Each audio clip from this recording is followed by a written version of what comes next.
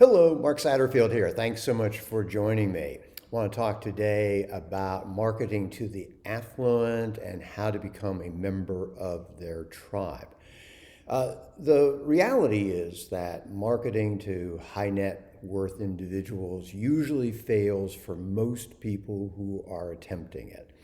And the reason is that you are not connected ever so slightly with the tribe of affluence. When you look at different niche markets that are out there, probably the wealthy are the most tribal in terms of their focus on doing business with either people who are a member of the tribe or people who are slightly connected to it.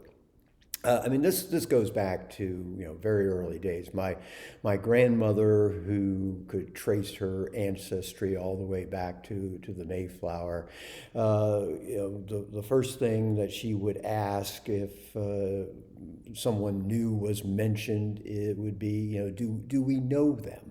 And did that mean that you knew them somehow through schools or social connections? Now, fortunately, things have changed since those times, but still, the affluent and the wealthy do business with those that they're comfortable with. And that's a key word, comfortable with. And they are most comfortable with people who are members of their tribe. So how do we go about doing that? Well, there's a couple of different ways. One is to be connected directly with the tribe, and that means that you need to be at the places where the wealthy are. And this could be this is the theater, this is the opera, this is the charity events. Every city has their philanthropic season, and you need to be a part of it. You need to be somebody that they recognize, that they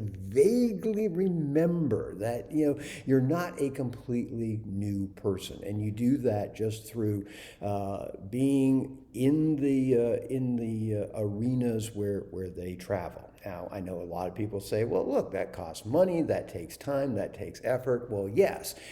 Most people don't do it, and that's the reason why most people aren't successful. Look, you got to have all the marketing pieces in place. You got to have the website. You got to have the marketing collateral. You've got to have the outreach that is professional. You've got to have the experience that the affluent expect when they're doing business with someone. But in order to get connected initially, that proverbial sharp tip of the spear, you have to be known. You have to kind of get your way somewhere into the tribe. So strategy number one is be where they are, and make sure that you're willing to commit to doing this for a fairly extensive period of time. How long? Well, we're talking, kind of a minimum of 6 to 8 months, because you've got to be a familiar face.